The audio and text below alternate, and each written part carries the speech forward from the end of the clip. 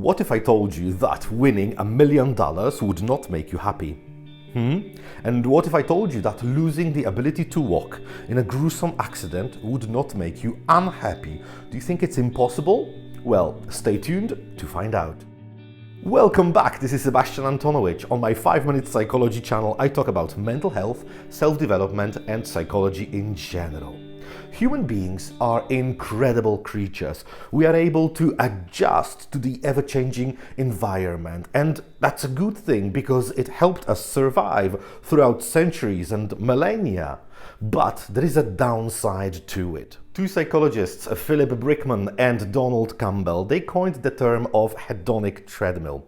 It is also called hedonic adaptation.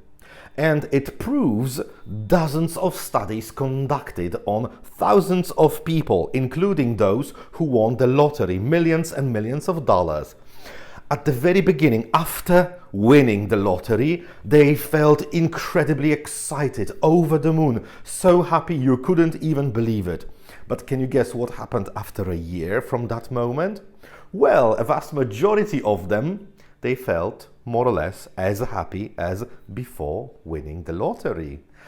That sounds kind of depressing, that even winning the lottery will not make you so happy, doesn't it? What this hedonic adaptation does to us is it makes us get used to the ever-changing environment, including such great events like winning the lottery. At the beginning, it's incredible, but day after day after day, you want more and more and more, and it's never enough for you. You always keep wanting more.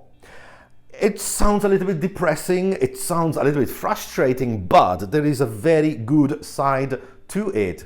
I remember when I was a kid, my grandparents used to tell me stories from World War II. And it was so incredible for me to think how it was possible for people living in such terrible conditions. In the World War II period, my grandparents lived in Poland, so as you probably know from your history lessons, Poland was not the best place to be in during World War II. And even though it was terrible in general, but they still used to go to parties, they would date, they would have fun and spend time with others. And how is it possible? Hedonic adaptation. At the very beginning, when the war started, it must have been a terrible shock for everyone. But with time, as weeks and months kept going by, people had to adjust to the situation. They had no other option, and they had to live more or less normally. Does it remind you, perhaps, about a very recent situation with coronavirus? In the year 2020, at the very beginning, when the whole world was shocked, thinking how it is possible to have a pandemic for the first time in a century, I guess, from the Spanish flu time. And at the beginning, it was so damn difficult. You had to get used to wearing these uncomfortable masks and staying at home, all this lockdown situation, frustrating.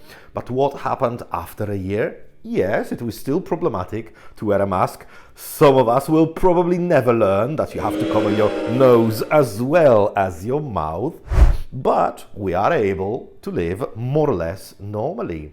This is what hedonic adaptation gives us. We are able to adjust even to the most difficult situations, but also we get used to the most pleasant situations as well, and they are no longer so exciting for us. Do you think that this knowledge about hedonic adaptation is also applicable in your work environment? Being a manager or a human resources specialist or an employee, will you be able to use this knowledge about this hedonic treadmill at work? Let me know in the comments. Make sure to subscribe to my channel, and I'll see you next time.